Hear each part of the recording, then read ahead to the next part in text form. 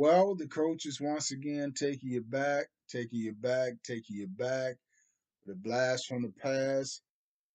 Coach Mike, we made us on the road with the man, J.J. Putz. How you doing? Good to be here. You got those young, aspiring high school pitchers out there that want to know what does it take to be a successful pitcher on a major league level?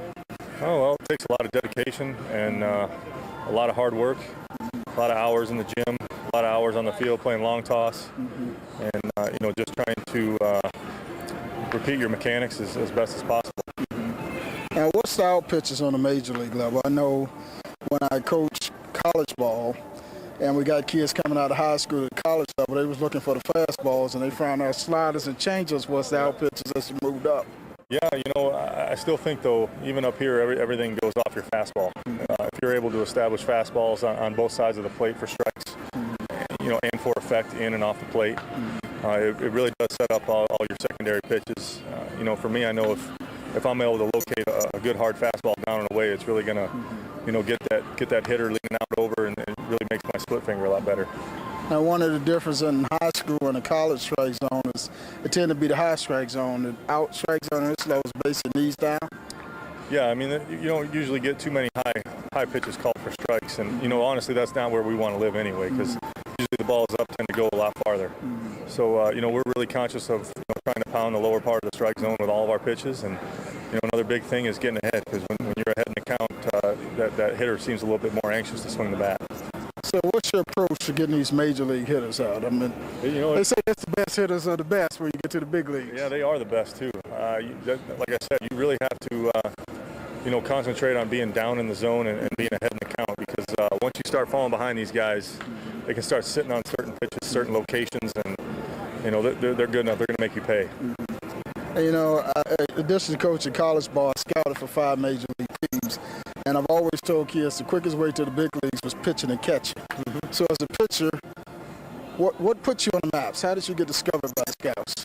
Honestly, I was a catcher pretty much all through high school. I caught all 4 years in high school. I started pitching my junior year, and that's when I think the scouts kind of realized I had a pretty good arm.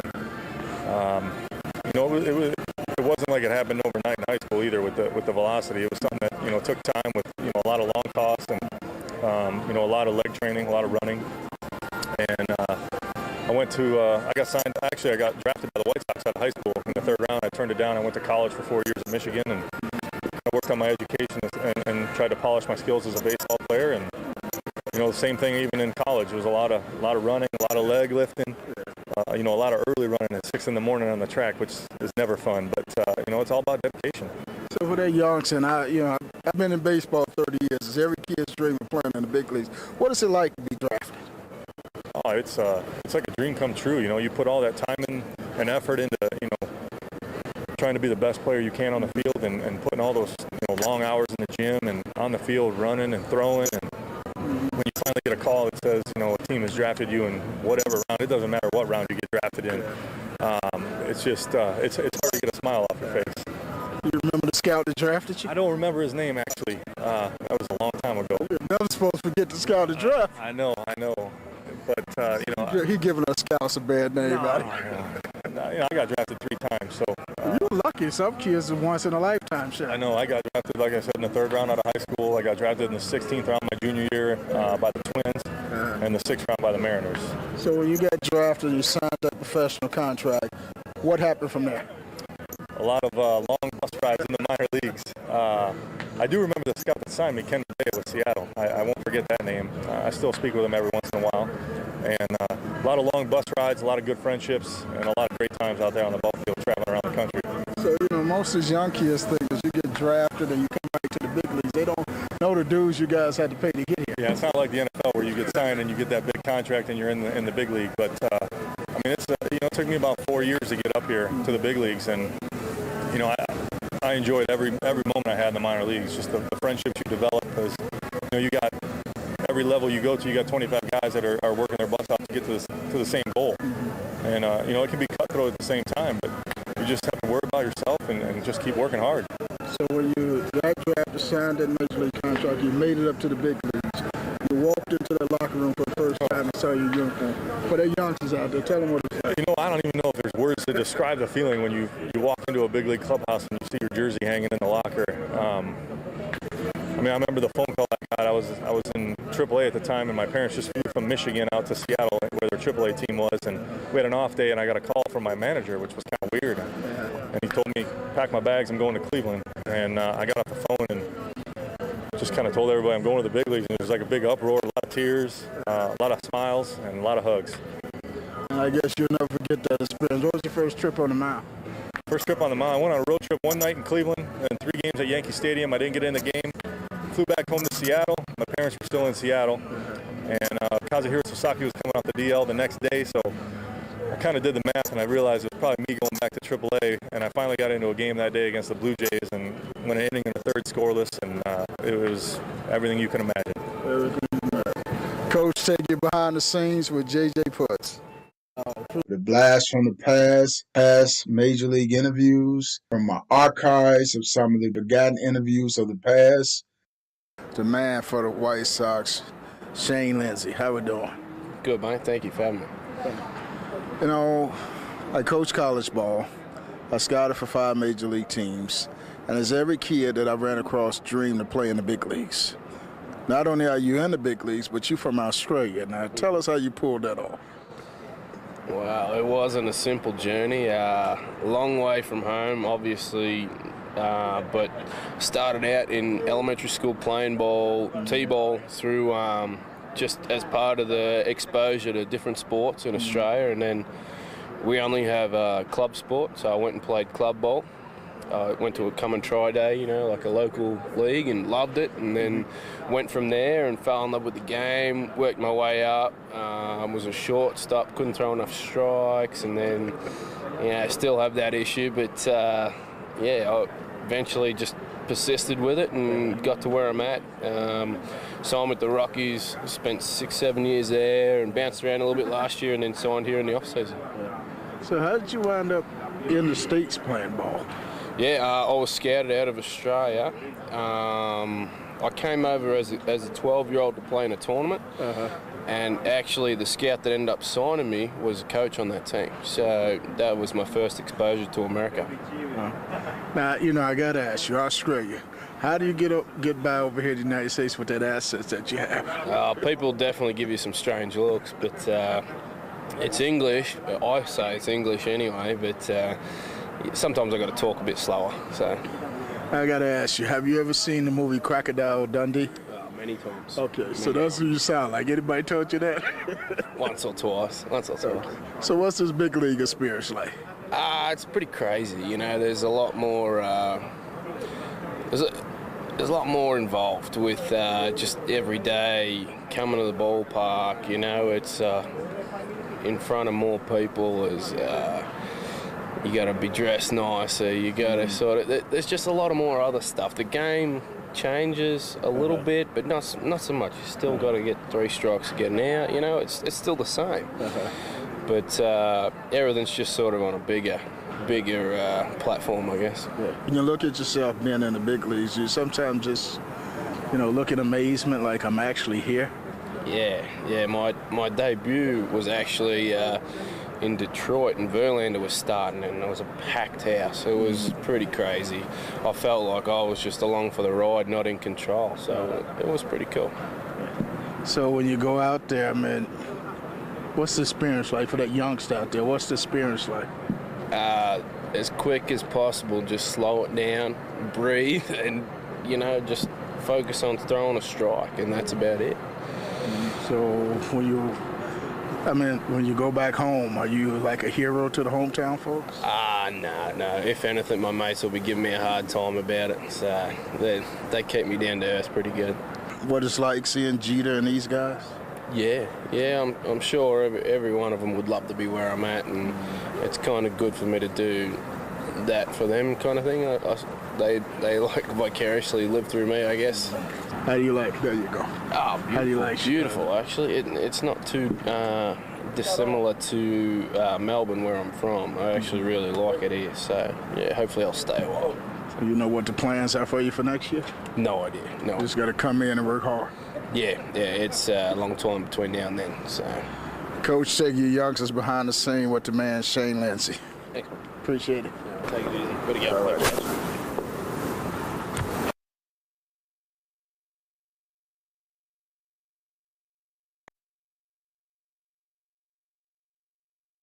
As we on the road once again, take you behind the scenes and what it's like being a major league ball player. And I got the man here, Cedric.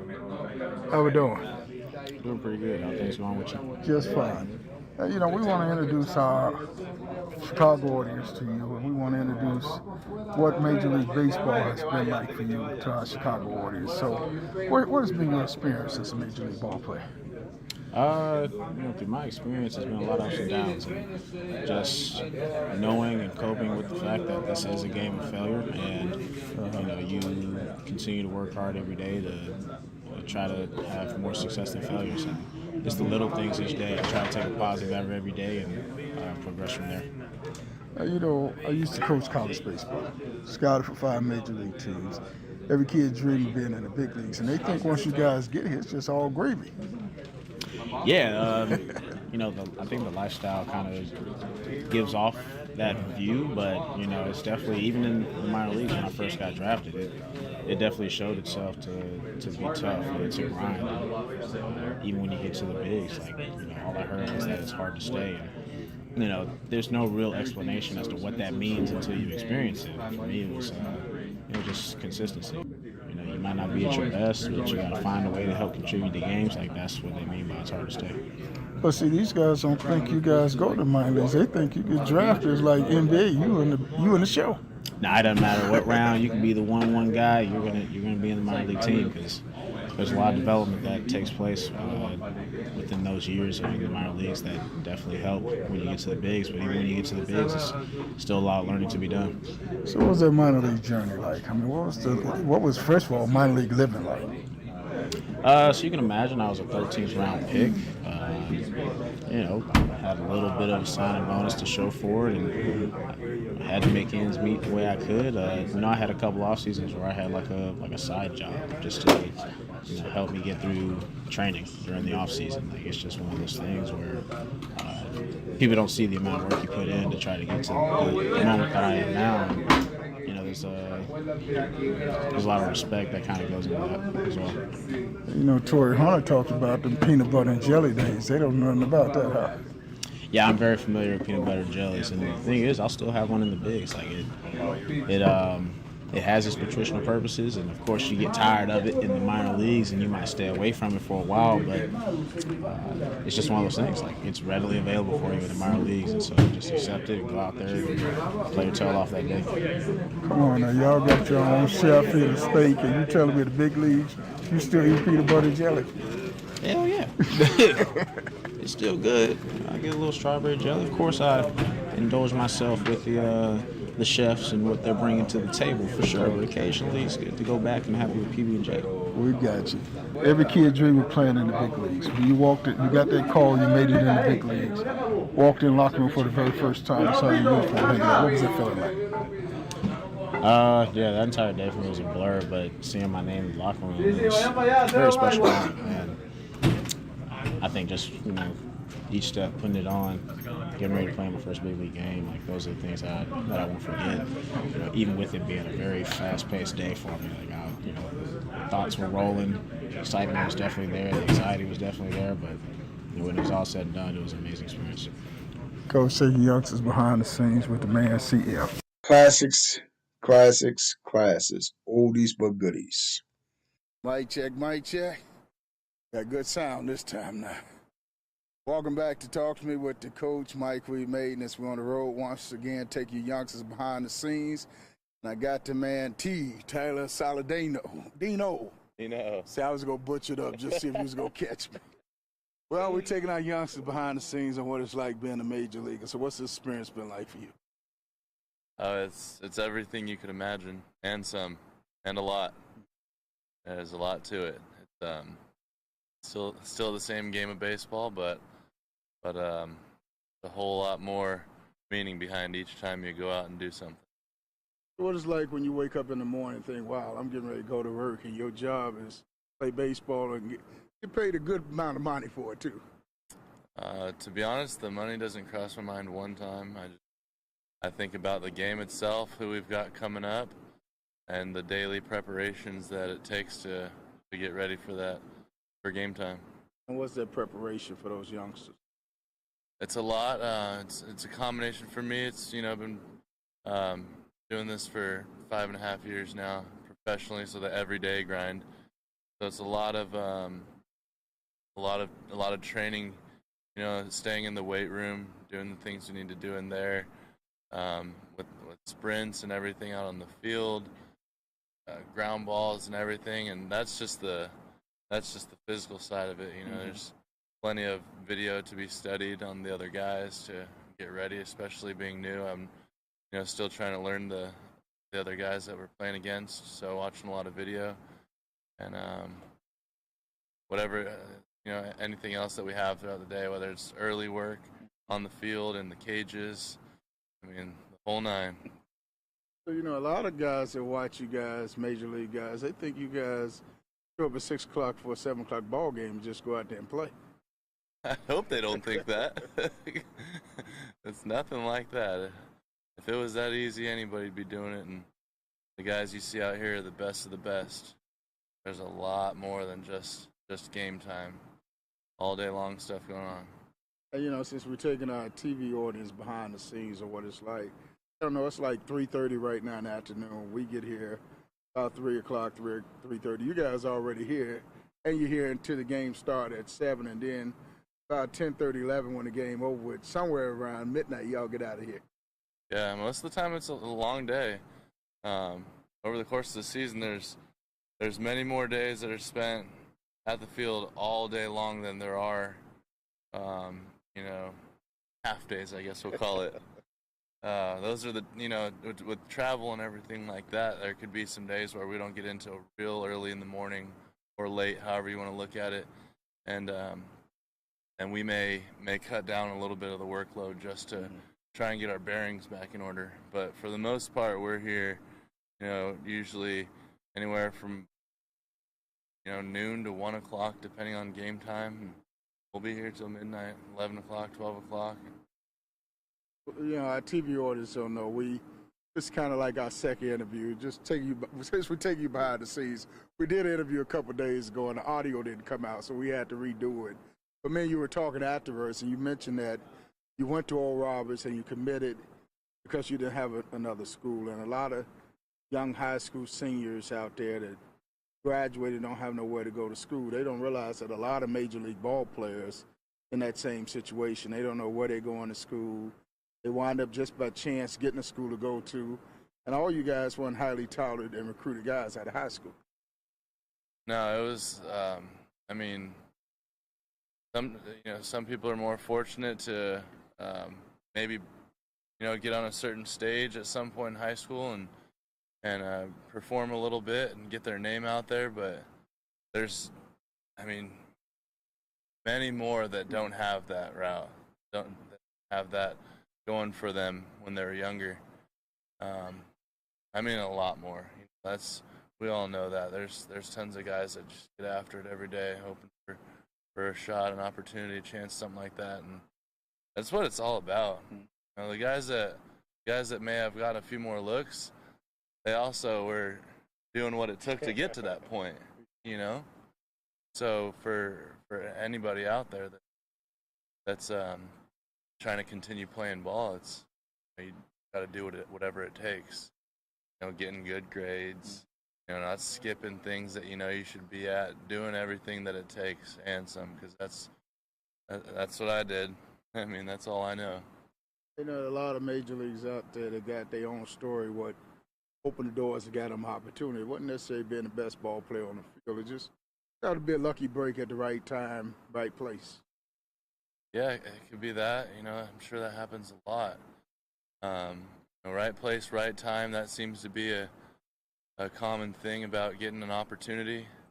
But it's also, gets right back to doing what you should be doing day in and day out, because that's going to put you in a better position than if you decided to out on a thing or two. So just making sure you're staying on top of your game, who you are, trying to, building relationships in this game. many people. It's a small world in baseball, and you never know what could come your way. So staying ready, being ready for it every day. Let me throw these last two questions out to you. In that interview, we got lost because the audio didn't come out. I asked you who were the biggest mentors for you. You mentioned that it was your grandparents and your father because they was there all the way for you. Yeah, from the very beginning, far back as I can remember. My grandparents were the host of everything. Little league all the way through travel ball, and my dad was, he followed in their footsteps, and he was right there along their side. And three of them, they coached. My grandma was just the heart and spirit behind all of it, but. My baby! she's the proud grandma for everybody, But they coached all of us in town growing up.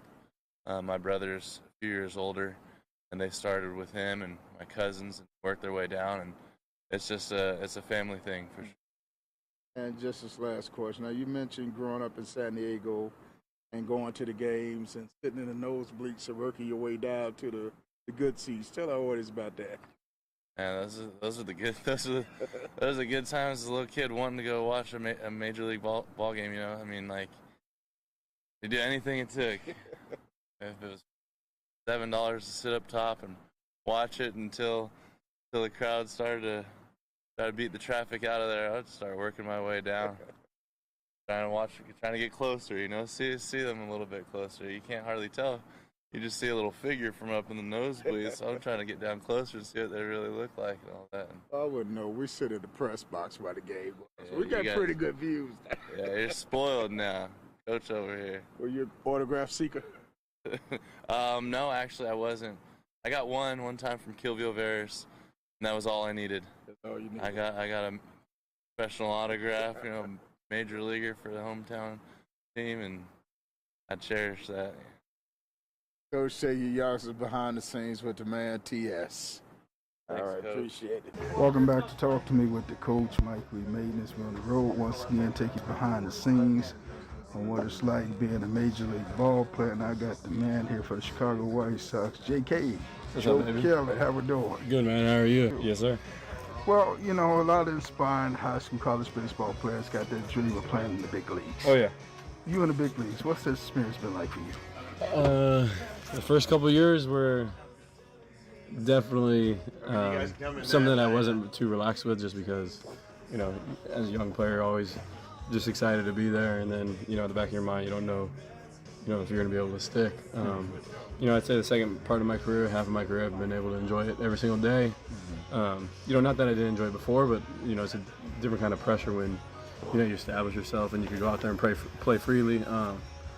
But, day in and day out, I take it as a blessing. It's something that I don't ever take for granted. There's only so many of us in the world that do this. So to come in and especially be here in Chicago, which is, I think it's the best city in the country. It's the biggest, it's the cleanest. It's got that Midwest feel. But no, like I said, I've enjoyed every single day of my big league career. I get to come in here and play a kid's game for a living, so it's awesome. And doing a little research on you, I see you come from Riverside College. Yeah. I went to UC Riverside. I grew up in the desert area of California, in Corona, California, which is probably like 15 minutes from Riverside. But yeah, it's a great school. The program hasn't done too well lately, but it's a good D1 school. So what was that college experience like for you? It was fun. I had my fun times, and my freshman year we won the whole Big West, which has some good teams. It's got Cal State Fullerton, Long Beach State, UC Irvine. So to test yourself in one of the best conferences in the country, competing at that next level is something I always wanted to do, and then I was able to do it. So you go brag a little bit about that championship, huh? Oh yeah, especially to the guys that I know play in the Big West. Especially old teammates. Justin Turner, who played at Cal State Fullerton. Guys that I've had a chance to play Major League Baseball with, from big name schools out there. I talk some crap. So, I used to coach college baseball. Okay. Scouted for 5 major league teams. And I would tell my guys, you have to make that trip. What you think you're doing right in high school, you get to college, you find out you didn't have a clue. No, it's I mean, it's hard for a young kid. If you're the best at your school, you're going to think you're the best in the world. You know what I mean? You don't really have a chance to match yourself up against other talented players throughout the country. And I think the earlier you can learn from somebody experienced like yourself or somebody who says, hey, there's going to be a lot of good players who are exactly like you, you kind of got to listen to that. If you don't, it's easy to get, I'd say, complacent, and then you don't get better when you get complacent. When you get complacent, you could get lazy. When you get lazy, you don't work hard. So, all those things stem rolling, and we're in the Major League Baseball. We're all the best. So, you always got to work day in and day out to keep staying on top of your game. And I would tell my guys that the only difference between high school, college, little league, and summer league, and the big leagues is as you move up, the game become quicker, competition become better, you eliminate the ones that can from the ones that cannot. Oh yeah, every level. At every level of the game, the game gets tighter, a little bit tighter. You don't see as many, mental mistakes. You don't see as many defensive mistakes. You don't see as many pitching mistakes, hitting mistakes. Everything gets closer to the video game you actually play on the Xbox or the PlayStation. You know what I mean? Like when you're younger, there's some good players, but then you take all the good players and you put them all on one team. And then you put them all on one team, and then you play against a bunch of other minor leaguers who are like that. And then, you pick one player from each of that team. And once you get to the top, it's pretty much, you rarely see errors. You rarely see, the bonehead plays. So, that's pretty much, the game of baseball just gets faster and much cleaner. And it's all about having opportunity. I mean, what did you do to put yourself on the maps with the Scouts? With the Scouts, I just had a good freshman year in college, honestly. But before that, with the Cardinals, I wasn't even that high of a prospect with them. I was just pitching good in AAA, and I wasn't on the roster. And one of our pitchers got hurt, and we had the same, start day, and they were like, hey, let's give Kelly a chance. So it was an opportunity of someone getting hurt, unfortunately, but also, me being healthy at that time, pitching well, and then when I got to the big leagues, pitch well there. So, it was a bunch of little dominoes that fell, but, if I didn't play well or if I didn't pitch well in AAA, that opportunity would never came. So, there's a lot of luck, but then once you get that luck, you got to go out and get it. All right, let me give you these last two questions. So, that road to the big leagues, I mean, were you intimidated along the way? No, not in the minor leagues. No, I'd say like my first, few starts in the big leagues, I was unsure of myself just because, I get called to the big leagues and I'm facing, Carlos Santana's, I'm facing, who else? My first strikeout, Sin-Chu Chu. I was facing like guys who, were actually real good hitters. And, I was kind of intimidated at first, but once I realized, when I made a mistake that they didn't hit it out of the park every time, I was able to get some confidence. 0-2, I threw a fastball down the middle and got a ground ball out. I was like, see, they were every right. time. Yeah, you know what I mean? I was like, see, you still get people out. You don't always have to be. You always think you have to make the perfect pitch every time, which you don't. But after that, I was kind of felt a little more comfortable for sure. All right, so let me give you this last question. Every kid dream of playing in the big leagues. When you got that call up, you were going into the big leagues. Walked in the locker room for the very first time and saw your uniform hanging up. What was that feeling like?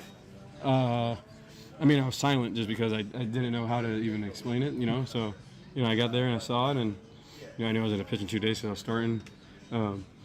It was one of those things where I kind of go introduce myself to everyone, and the cooler thing was not my uniform in the locker; it was my uniform next to the big name players like a Chris Carpenter or an Adam Wainwright. You know what I mean? Yeah. So it wasn't like if I saw my name by itself, it wouldn't be as mean as much. But when I would go like that, I was like, oh my God, it's mine, Chris Carpenter. I was like, oh, you got to get a photo. You know what I mean? So it's kind of like that aha moment. But yeah, it's something that I'll never forget for sure. Coach Shaky Youngsters behind the scenes with the man JK. A blast from the past with the coach, taking you back in the day with classic Major League interviews of past and present Major League Baseball